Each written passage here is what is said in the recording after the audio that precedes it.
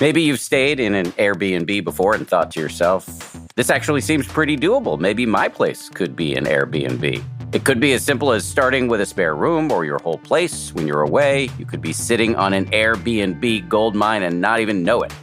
I stay in Airbnbs every once in a while and really enjoy it. It's actually a terrific alternative to hotels, especially when I go on beach vacations with my family. We love to be able to have a house, more space, cook for ourselves. So big fan.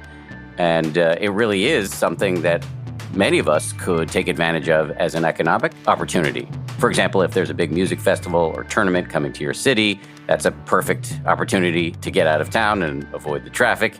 You can Airbnb your home and make a little extra money. Whether you could use a little extra money to cover some bills or something a little bit more fun, your home might be worth more than you think. Find out much more at airbnb.com/host.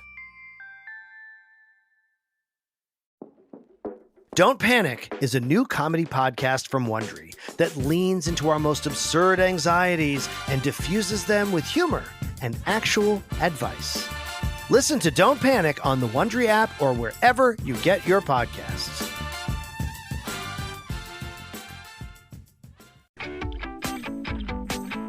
From ABC, this is the 10% Happier Podcast. I'm Dan Harris.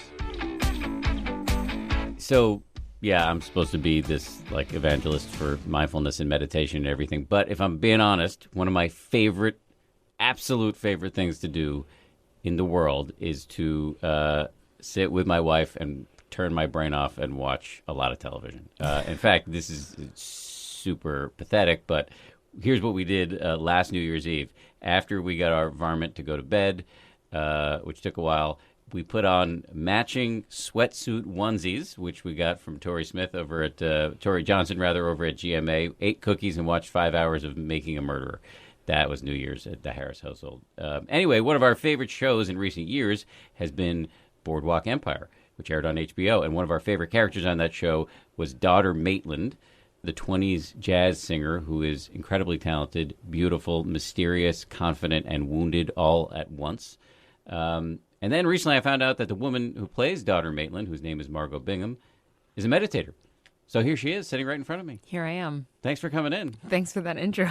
It's my pleasure. It's a pretty heavy one. Oh, well, New Year's Eve, making a murderer, huh? Yeah, it was not the most relaxing way. I mean, it was relaxing physically, but not psychologically. Right, Did you watch I can that? imagine. No, I tried to stay out of it when we were filming for the most part. Oh, right. And right now I'm just trying to catch up with everything else, my House of Cards and the Happy Valleys of the world. And Happy Valley, I'm obsessed with. Obsessed with. Please don't tell me anything. I'm not going to tell you anything. I didn't even know that there was a second season until 2 months ago, and I freaked news out. Ever. It honestly, I was screaming, and it was crazy. Sarah Lancashire, the star. We're way off topic here, but I'm just going to go with That's it. fine. Sarah Lancashire, the star of that, is fantastic. A ferociously talented individual. Fantastic. And I can't speak enough about her. She was so inspiring to me as Nina Meyer on The Family for ABC. I mean, there was everything about her. She's on The Family? No, she's not. But she for Nina Meyer, for your character I on The watched Family. that Gotcha. before Sorry. we went into the pilot last year. I forgot that Nina Meyer is the name. I should say this because I didn't say this. Nina Meyer is the name of your character on the ABC show The Family, which is what you're doing now. Yes, which is what is airing now on ABC. Now. Yes. But no, she's fantastic. Everything that she was, it wasn't your typical procedural cop kind of officer thing. She shares so much about her family. She's so personal and open, and yet she's so tough, but she's not guarded. She's magical to me. She really is, and there's moments where she just flashes a look, and you just see this feral look in her eye. But then you know also that she's incredibly compassionate, right. and she's terrified. She's just terrified and terrifying. Mm-hmm. We should, because many of our listeners and viewers probably have no idea what Happy Valley is. It airs on. It's a joint production with BBC that airs and Netflix. It airs on Netflix here, or I don't know if airs is probably not the right word. Whatever, it's available on Netflix, and it's in its second season, and it's completely brilliant. Right. But anyway, we're here to talk about you. So I want to ask you a million geeky questions about Boardwalk Empire, but I'm going to hold off on that because tell me about meditation. When did you start meditating, and how and why? I think I started meditating, I'd say probably 3 years ago. For the most part, I try to be as holistic as possible, and I do a lot of the natural homeopathic ways of kind of gearing back to my health. And I've really been on that road strongly for 3 years. I'm recently a vegetarian 3 years ago. I guess that's not so recent, but time flies. And I was getting tired all the time and always lethargic after my meal. So I went in and saw an endocrinologist, got my blood type tested, and he was like, I really recommend this book, Eat Right for Your Blood Type. And I thought, okay, well, I guess I'll check it out. And I knew I was A positive, so I got the Dr. Diamo book. And A positive blood types are gardeners. We're not supposed to be eating heavy meat. And really, turkey is kind of on the neutral list. I don't know if you're familiar with this book. No, I'm sure you are. I've heard you're about not. the idea of using blood type as a true north for your Dan, it's diet. phenomenal. Really? I highly, highly recommend. It's one of those things that you open the page and it says all of the things that you can't eat, and you're like, well, I'm sure I could. And then there's like a thing that's in the neutral, and it says why and what makes happen in your body, and you're just kind of like, oh my god, that's exactly that's actually what happens to my body. That's so weird. Like, could this really be a thing? So there were a couple things on the neutral list, like turkey, ground turkey, but I am an extremist to the fullest, so which works professionally, but not so much for my personal. And I literally just went cold turkey, no pun intended, and cut it out. And the next day, I didn't eat meat ever again. I just couldn't do the like chicken sometimes, meat sometimes, and then do a bite of turkey. I couldn't kind of do that and juggle. But after that, I really felt a lot lighter. I felt better. I never felt tired after my meals. And then I started getting into a little bit more into the yoga practice or practice of yoga, and acupuncture, and more of just like a very clean lifestyle. And that came with meditation, obviously with the stress of the career that I chose, which I can't complain about because I chose this and this is my dream. You're in a safe place. You can complain as much as you want here. Thank you my very friend. much. Oh my God. But I definitely have moments where I feel really stressed out, and my anxiety is not the best at times. And the people closest to me know that and know how bad I get. And the best thing that I could possibly do is really take a second to myself and gather my thoughts and get in the best mind frame that I possibly can.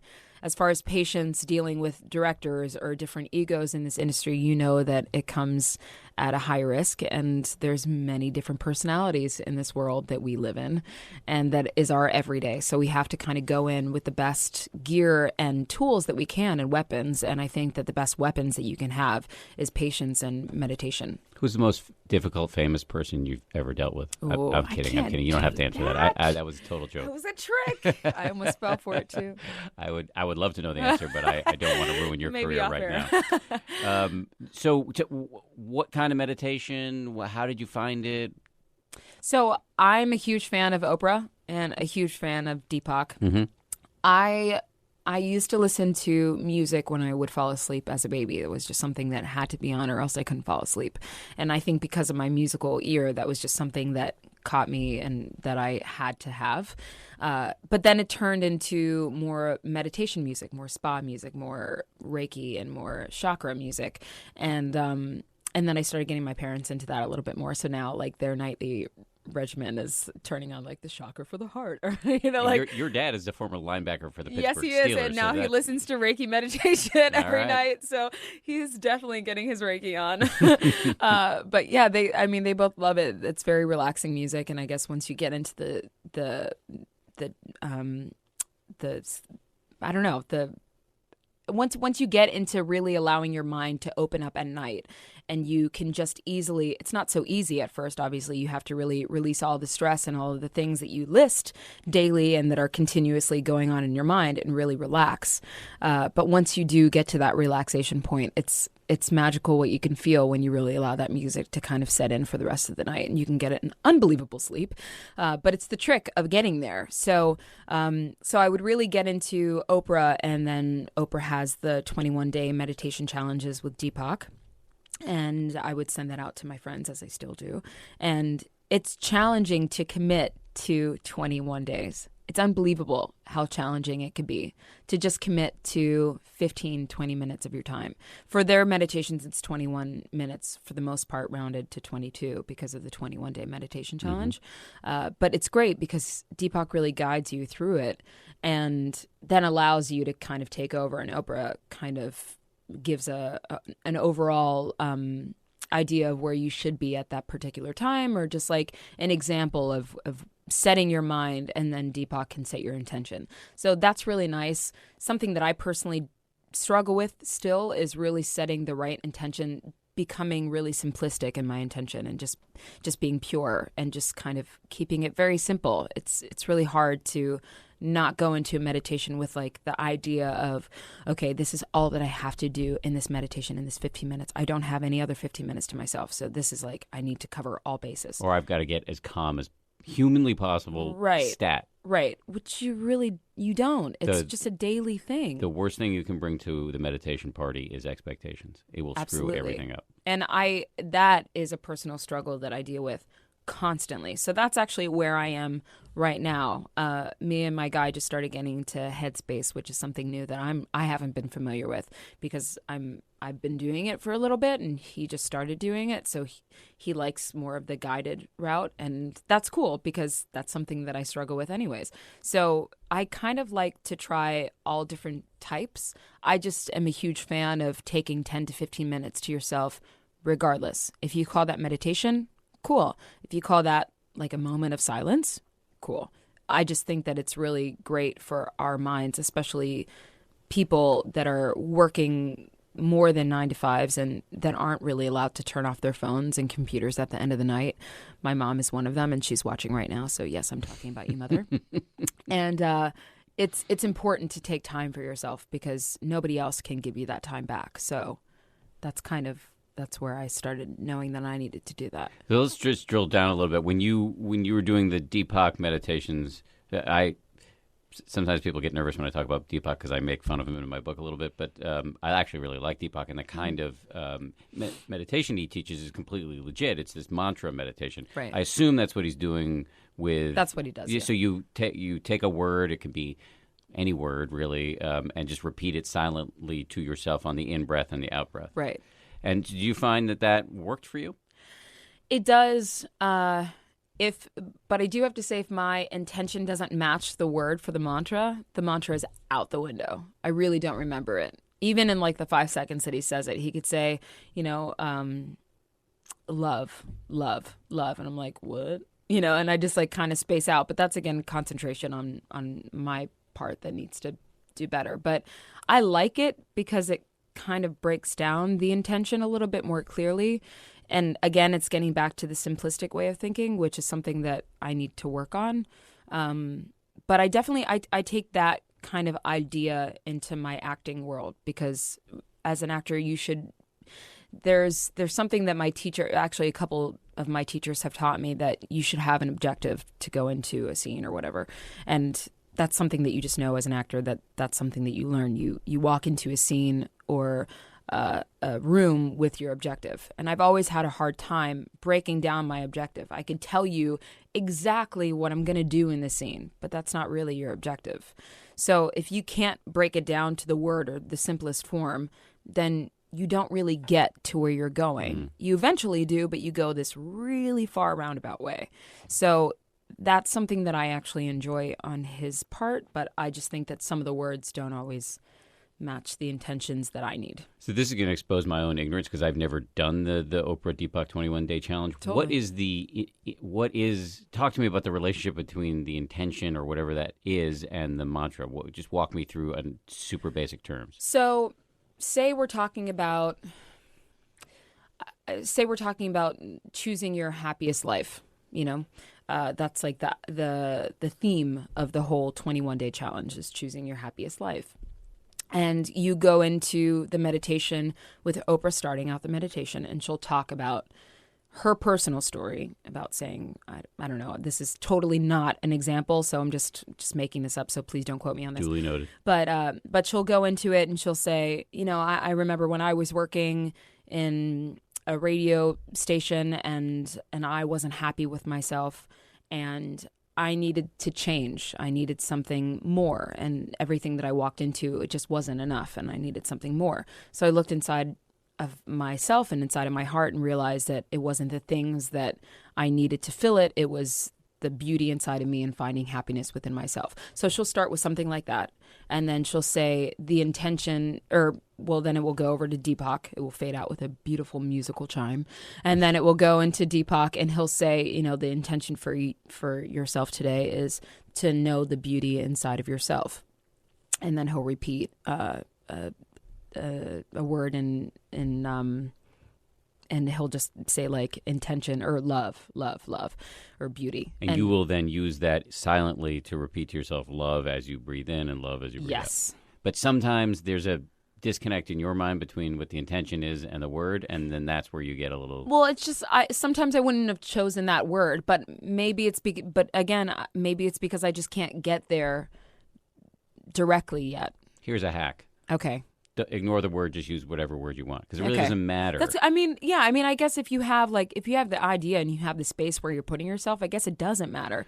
The point is you're basically just giving your mind and your brain a break, because when you get concentrated enough on the combination of your breath and the word, then all of the nasty Margot thoughts quiet down. They'll come back, and then you'll notice that you've got distracted, and you'll start again and again and again. You'll have to just do that over and over a million times. But eventually, you get good enough so that you may have a couple seconds at a time where Margot's not there anymore. You're just feeling the mantra and your breath, and that's the point. And so it really doesn't matter what word you choose. At least I'm a little bit out of my lane here, because this is not the kind of meditation that I do. But having read enough about it, I think it doesn't matter what word you pick. I agree with you. Unfortunately, this is kind of the only... I'm starting to learn about other meditations because a couple of my friends don't like the style of the challenge, and they like different kinds of things. So again, getting into headspace and different kinds of ways of meditating, I'm starting to learn that too. So there's definitely some ignorance on my end as far as other types of meditation, but I just think that it's important to do regardless, and I try to practice it as much as I can. I'm definitely not good at it, so I won't go on about how amazing I am. Well, anybody who tells you they're good at meditation, you should be really suspicious, because it's not like chess or doing juggling or something like that. Sure. It's it's so counterintuitive for type A people like the two of us, because you shouldn't go into meditation thinking you're going to win. It's really about the failure, which is getting distracted and then starting over. That is success, right? And that is really hard for people like us to kind of to bake into our expectations. To let going go? into it. Correct. No way. Exactly. Well said. Well said. So Headspace, just for those who don't know, is a really popular and terrific app that teaches people how to meditate. So you've been using that a little bit as well? We're starting to get into it. This is you and your boyfriend? This is me and my boyffriend, yeah. Okay, so you're starting to get into that. Starting to get into it, yeah. Let me. I love Headspace. I think it's great. And the guy, Andy, the voice you hear, Yes. is a guy I've spent a little bit of time with. He's a fantastic Really? guy. But yes, he's really cool. And the real deal, he was a monk for 10 years, so he actually really knows what he's talking about. But there's another app.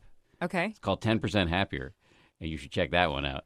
Yes, that one. She's pointing at a sign that says 10% happier. 10% happier. I will arrange it so that you can taste test that and see what you think as well. I love it. So the whole goal of my app is to do it with a little bit of sense of humor. Okay. Because I'm a wise ass. So and I think that's perfect for my guy. My suspicion is, especially for men, but for a lot of women too, that if you deliver this without pan flutes and without any talk about chakras, none of which bothers you, but for some people it's like a turnoff, that if you deliver it in that way, that you open the door for other people who might reflexively reject it. Okay, perfect. Anyway, I'll hook you up with I that. love it. Great. So let me ask you about acting stuff, because your story is phenomenal. So you grew up in Pittsburgh. I did. Your dad's a former linebacker. Yes. And your mom does what? She's a real estate agent. Okay. Yeah. So you went to a performing arts high school, and then talk to me about a little bit about what happened after that, because then it was pretty quick. You kind of got pretty big, pretty fast. So what happened in the interim? Yeah, I guess. So I went to Kappa in Pittsburgh, Creative and Performing Arts High School.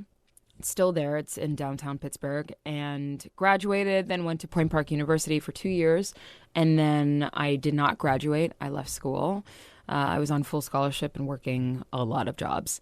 And I was not really doing very well at school at the time because I was juggling so much. And then I was still touring a lot with my music in Pittsburgh and doing like a lot of opening acts and everything for nationals that would come into town. And national acts, national acts as far as music acts. At the time, I was like more in the pop R&B world with my music, so I did like the Nelly Furtados of the world, or like Wale's, or Black Eyed Peas, or whatever. So I was doing that while I was in school full time, and I just wasn't. Something had to give. So I talked to my mentor, my teacher, and at Point Park, and she was like, Margot, we study to make people work. We that's what we give you, the tools to work. And I was like, I know. She's like, well, you're working, sweetie. And I was like, I know, but school is important to me, and it's very important to my family. And she was like, just try it for a year. My parents agreed, and they gave me 1 year in New York, and they were like, you have to do He something. went from Pittsburgh to New York. Pittsburgh to New York. At the time, I was touring with Jason Mraz, so I moved when I was 20, I think, to New York City. And I was touring still a little bit, so I kind of had a couple months here where I was in and out. And my parents just kind of gave me 1 year to get things done, whatever that meant, just make something happen. I didn't really have any friends here. I didn't know anyone here. My dad had one contact here. My family lives in Connecticut, so I did have people close, and obviously Pittsburgh is really not that far. But I really was completely alone. And I just had to figure it out. So I did. So I kept doing open calls, and I found one for rent on Playbill. And they were having like a last-minute open call. So I went in. It's like the off-Broadway revival of Rent. Yeah. So I went in around 6:30 in the morning. It was at 9 o'clock call. And I made it past the first 4 type outs, which is basically when they just walk down the line and just say like, no, yes, no, yes. Oh, no. you're not the right type. Yeah, just it's what a type out is. And it honestly, it could probably be an intern. It could probably be like a student that's just walking down the line. Wow. Not even casting yet. Like you don't even get in the room with casting. It's just brutal. It's pretty brutal. This is why I can see why you're attracted to meditation, because it's world harsh. is harsh. It's pretty harsh. So I made it past the first 4 type outs, and then got in the door and then sang my 8 bars, which for any musician, it's literally like, and then it stops. And that's pretty much like, and it's like, got it, nailed it, nope, didn't. So I made it past the 8 bars, and then I got to the 16 bars, and then there were like 6 auditions that day. And then I think I auditioned 9 times for Rent, and then I got it. Yeah. But I was the only one in the company that came from the open call, and I was number 719. Wow. And there were still hundreds of people behind me. So it's pretty incredible to think that that's kind of how my career started, was through that. And then I got an agent off of that, and then Rent closed, and then I was unemployed for 8 or 9 months. Whoa. And which is always scary as an artist. And I was getting nervous that nothing was going to come back or come up, and I needed to kind of look for my plan B again.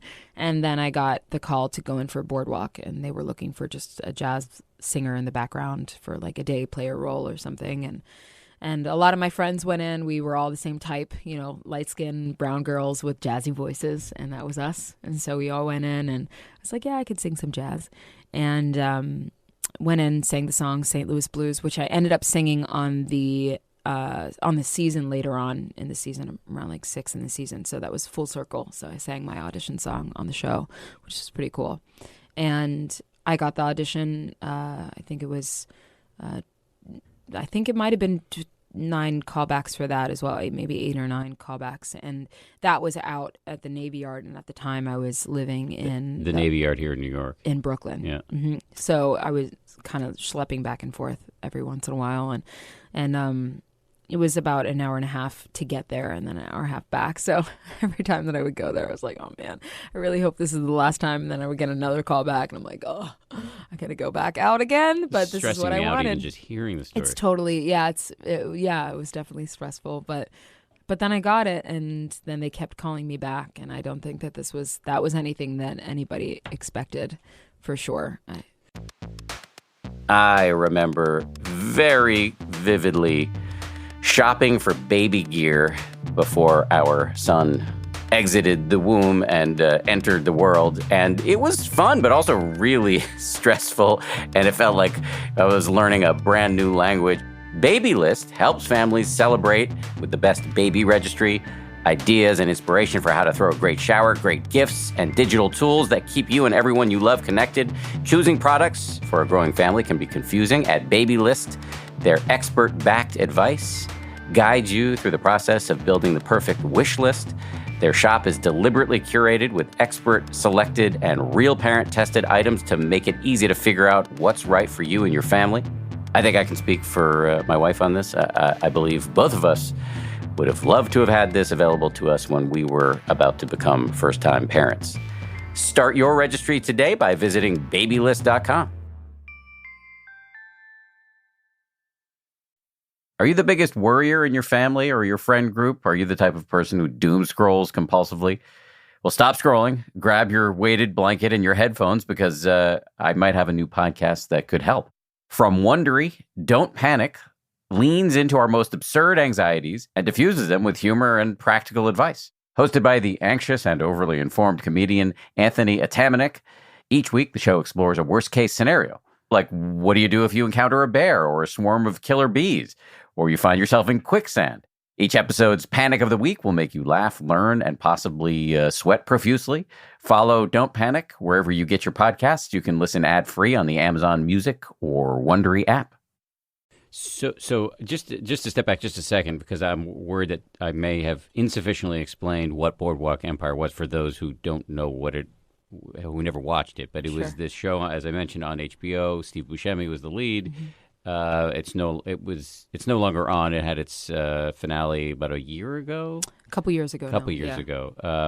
Kind of shows you how I've lost conceptions of time. No, trust me, it's the same thing. But it was a great, critically acclaimed show set in like 1910s and 20s. 1920s, yeah. 1920s. Mm-hmm. And Steve Buscemi is basically a local mobster, but it brings in all sorts of crime, politics, arts, bootlegging, race relations. Mm-hmm. It's a very interesting show. And really, one of the things I thought was so great about it is it really helped you suspend disbelief. I felt like I was seeing stuff that happened a long time ago. That's great. Really transported very, very effectively.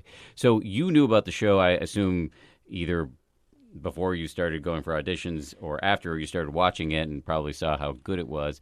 So there's a lot on the line here as you went back for these callbacks, I would imagine. Well, there was also this on the line. My brother was obsessed with Boardwalk Empire and still is, but that was one of his favorite shows at the time. So when he found out that I was going in for the auditions, he literally told me that if I don't get this part, then I don't get to come back home.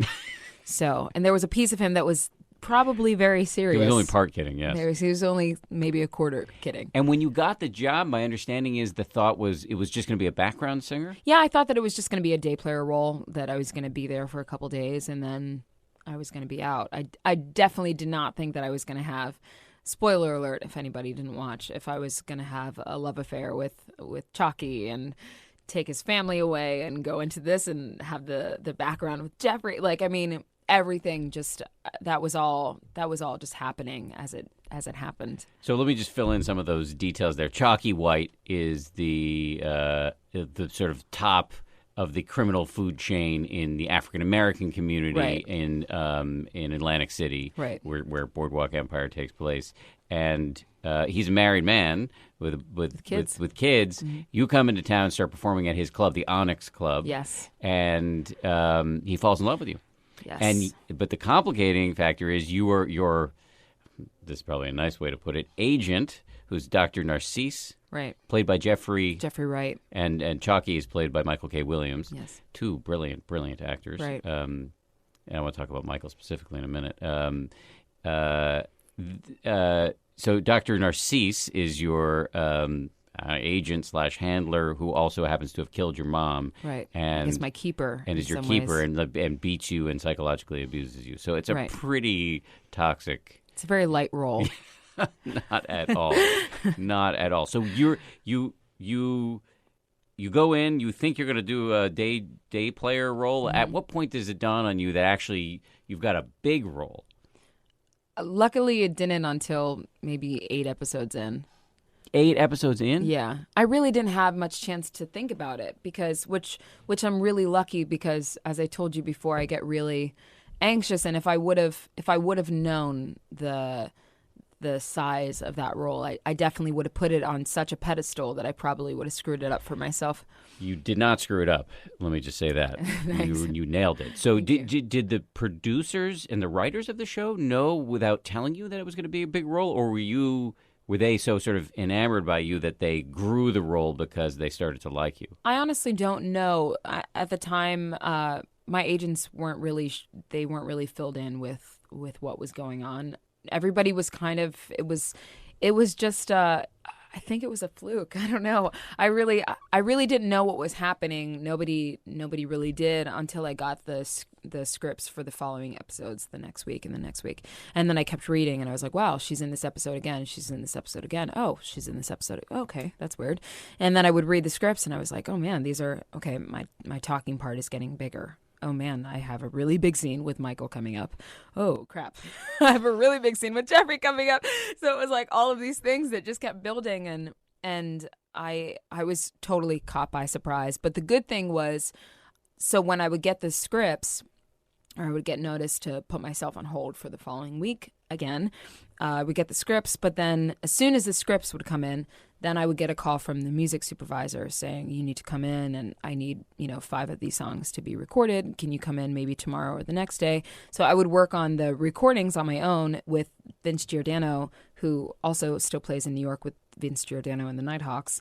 And they were the Boardwalk band, and they had been a band for 9 years prior to Boardwalk, and they still are. But we would go over the key of the song, just the two of us on the phone, and then I would go into the studio and record all these songs, and we would do them in different ways, and then we would do outros, and we would do them sped up, and then we would do them in different keys and just play with them and work on that. And then by the time I was done with that, then I would have to go in for a costume fitting, and then I would be back on set. So that would take up my whole week. So even if I wasn't filming with Boardwalk, every day of the week, I was doing something Boardwalk or something Daughter. So I really didn't have much of a chance to think about it other than just work on the scenes with my acting coach and get the dialect as best as I possibly could down, and then just kind of get in there and get it done, and then it would be the following week. So none of that confusion and anxiety and the need for a coach to get the dialect right, none of that is perceptible to the viewer, which is incredible. And I actually read an interview you did with Rolling Stone where you said that the first scene where you walk on stage at the Onyx Club, you're wearing a big fur coat. Yeah. And that you were shaking under it. I was shaking really bad. But it was so heavy it held me down. So, and my ankles are so weak. I just shake all the time. But I got really nervous. Obviously, Jeffrey Wright is standing right in front of me, and I had to look as stoic as possible. And it didn't matter. I was like, oh, where's the dressing room? And it just blew it off. And I was so terrified. You have Michael K right here, and you have Jeffrey behind me, and Terrence Winter is just walking around, and he's the creator of the show. He's the creator of the show, and it was so overwhelming. But thankfully, I had a big Fox jacket on, and it was real. It was vintage, and it was holding me down, and I just walked away. Good for you. Not so good for the Fox, but good for you. Yeah, not so good for the Fox. Wait, no. Was this pre-meditation? This was pre-meditation, yes. I wish I would have known more about it then, because I definitely needed it at some point. It's never too late. Yeah. Michael K. Williams. I've talked about my TV obsession. I would say probably my favorite show of all time is The Wire. And I got a chance to interview Michael a couple of years ago when The Wire was still on the air. I walked through Harlem with him, and people were rolling down their windows screaming Omar. That's great. And President Obama said that Michael K. Williams was his favorite character. He's an incredible character in that show. He plays sort of a emotionally complicated gay hitman. Yeah. Super radical role to be playing. And then he's gone on to have this amazing career, and he plays Chalky White in Boardwalk. This is a long way of me saying I'm going to ask the question that I always hate when interviewers ask actors this question because it just seems like Bring such it a on. cliche question. But what was it like to work with Michael K. Williams? It was horrible. No, he's so wonderful and so kind and sweet and nice. And there's something that I learned from Michael, which I take with me.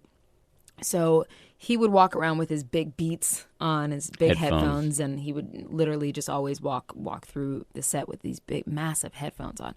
And I would just say, like, Michael, like, what are you, and he was like, just waved and just kind of, just like a knowingly wave. And I was like, okay, that's weird, but whatever, do your thing. And then one day I was on set and I was between the music supervisors and I was doing a dance scene with about 350 extras, and it was like 12 dancers behind me, and it was like this big club scene.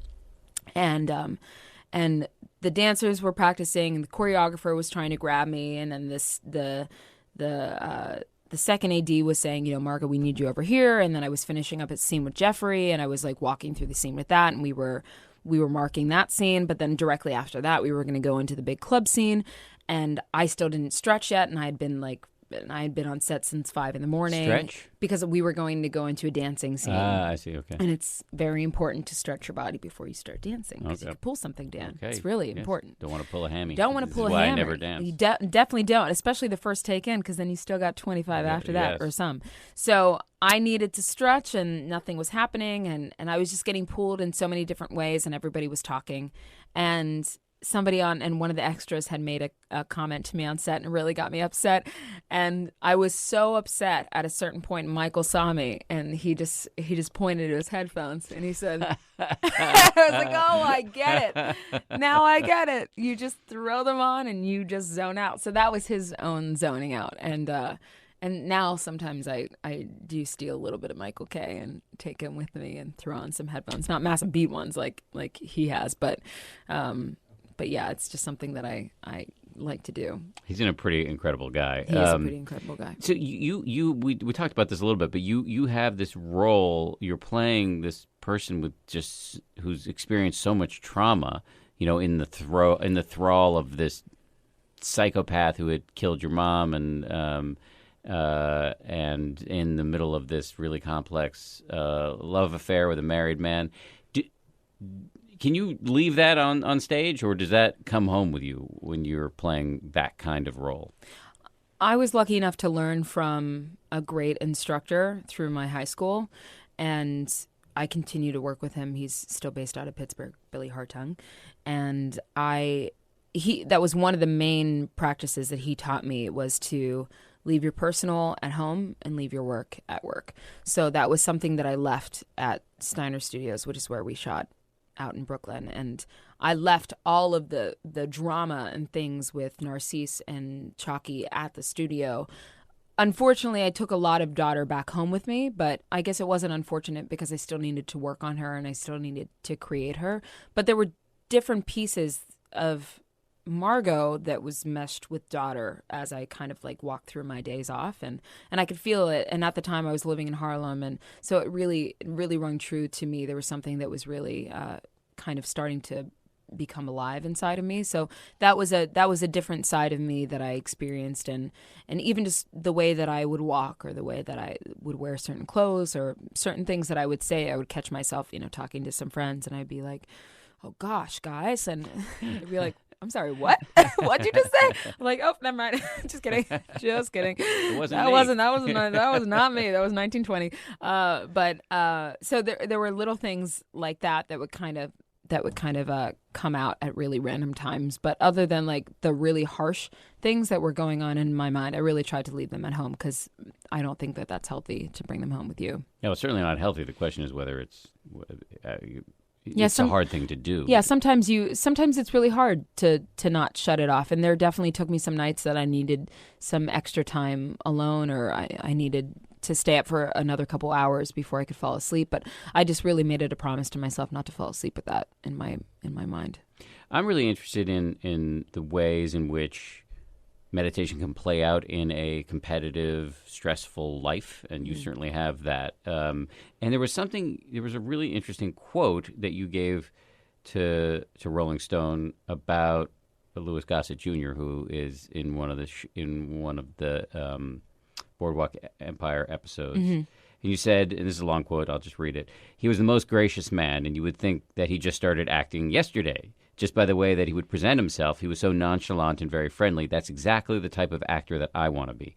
Someone that can be respected and so respectful and so humble. As soon as the camera turned on, he pulled you in, and it was just the easiest thing to act with him because he just steps your game up so much more. He makes other people look amazing.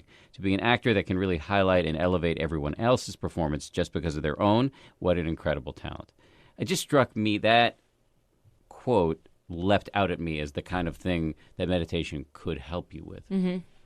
Absolutely. I mean, I still definitely stand behind that. I don't know if he meditates. I don't know what his practice is or what his daily routine is. He just may be a special dude. He just may be an incredible man, and he definitely is, regardless of whatever his practice is. But the way that he made me feel, the ease that he brought to set with him, I think that was really special. And I think that definitely, I think meditation would bring that ease for myself, and I wouldn't have to depend off of someone else to bring that on set. I now, thankfully, with experience, I don't depend on anybody else to bring me comfort.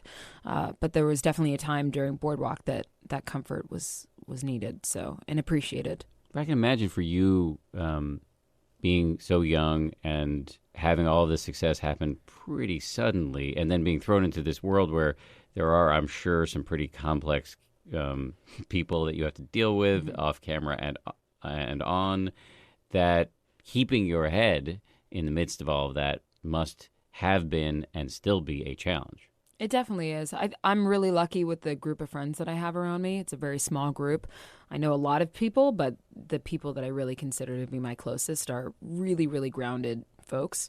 And I'm really lucky that I'm very close with my family, and they definitely keep me grounded. If there's any sighting of like me flying off or becoming something else, then like they definitely the D word, the diva. Then they pull me back. And my boyfriend is actually from Pittsburgh, so he's very home to me. So I think that there's something about coming from a blue collar town that, that was just kind of the work ethic that we had. I'm lucky enough that the career that I've had and the success of my career has kind of fallen on the later side of my teens and 20s.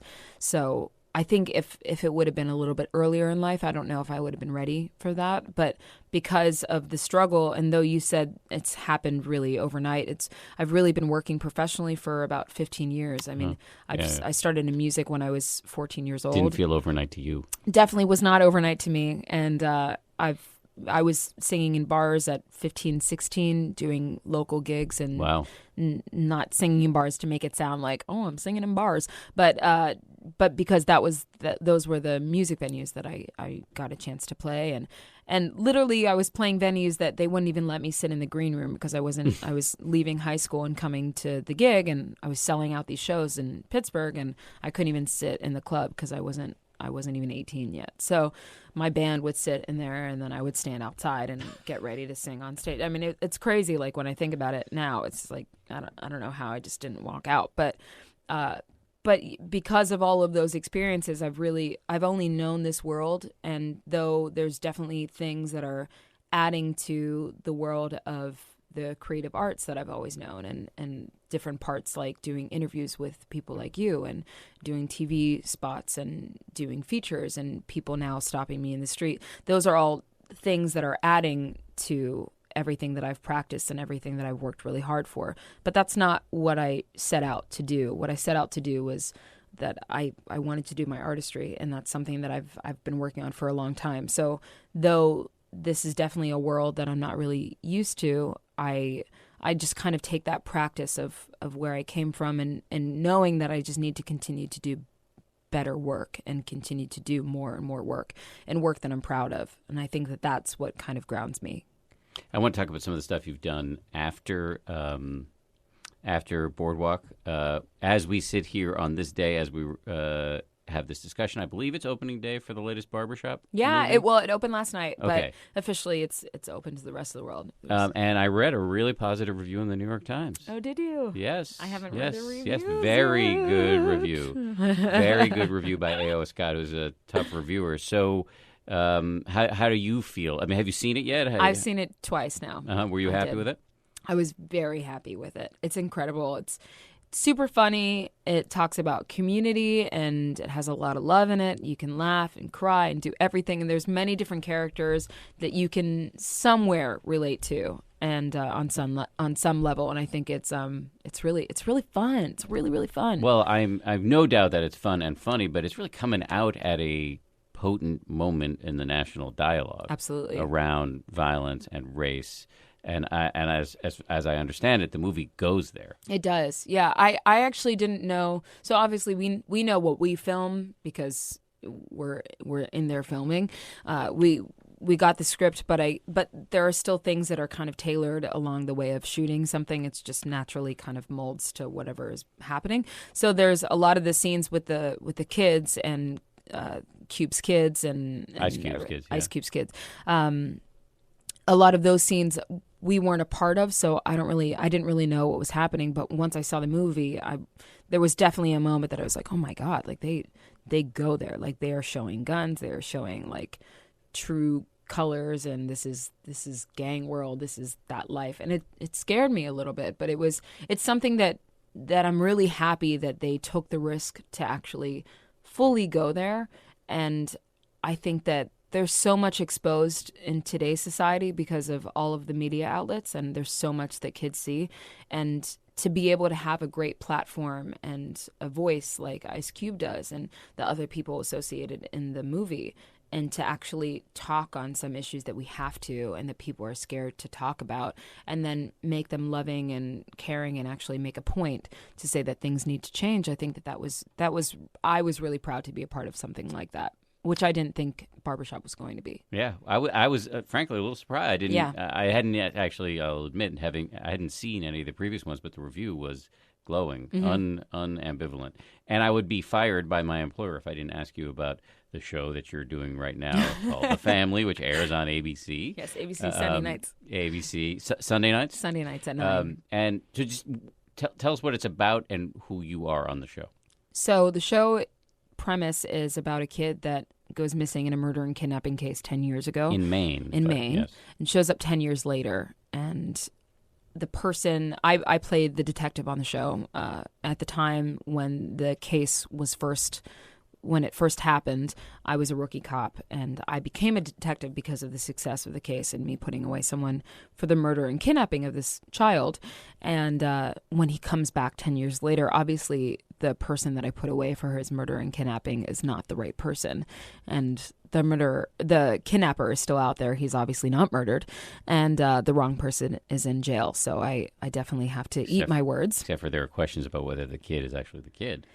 Again, spoiler alert, if you've watched or if you haven't watched, we do know now that that was not the actual kid. So that question is answered. That's one of the most amazing things about the show, and the things that the writers do so well with this show is you watch shows all the time and you're constantly watching for the next episode and the next, and you're waiting for the answers, and you're like, oh my God, when are they going to get to it? I just want to know, is the kid or what's happening? And The Family tells you, like, we tell you the answers. We tell you who the pockmarked man is. We tell you who the kidnapper is. Literally, we show him making a new bunker for another kid that he's about to go kidnap. And it's definitely goes there to that dark place, and you can't tell us that we're not giving you answers. Are there more questions that come up every single week? Absolutely. That's what makes a good TV show. I mean, this show comes right out of Shondaland. She sure and her does. team know what they're doing. Right. But this is Jenna Band's first really spearheading her own success, and I'm so proud of her. And she does an unbelievable job, obviously with the association of the other writers that have done an incredible job. But it's definitely the Shonda world, but this is the Jenna Band's land. Good for Jenna, and good for you. What is next for you? Well, there's a couple projects that are in the works right now that I can't talk about. Can't talk about. Are you going to be in the next Star Wars? Oh man, JJ would kill me. No, I wish, but I have a love for the comic world and for the alien world and sci-fi world. So that's something that I would love to kind of venture in with. There's nothing coming up as far as that goes, but there's definitely some exciting projects that I just recently signed on to that will be announced. Anything in which you sing? Yes. actually. Okay. All right. Yes. Cool. I had to think about that. Yes. The next one is a singing role. It always strikes me when you're not singing that it's a waste of your talent. Thank you very much. I wish you nothing but success. Thanks, Dan. And continued mindfulness and meditation. Thank you. Check out that app I told you about. Right. Although you can't 10% you happier. can't go wrong with Headspace. They do a phenomenal job. Whatever meditation you do. Something tells me I might like your app a little bit.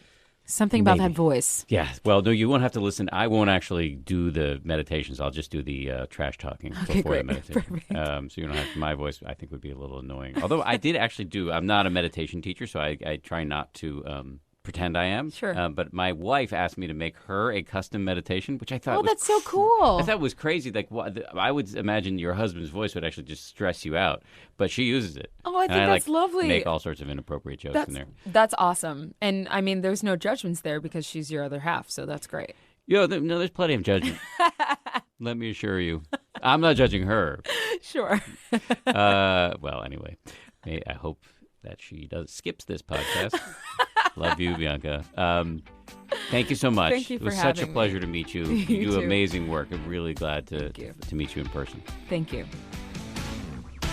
Thank you for listening to today's show. You can find video of the episode and an article about it at abcnews.com. Thanks as always to the producers of the show, Lauren Efron, Josh Cohan, Sarah Amos, and Dan Silver. You can hit me on Twitter at Dan B. Harris anytime you like. If you liked the episode today and you want to hear more like it, you can subscribe to the podcast, rate it, and leave a review. Thank you for that, and we'll talk to you next week.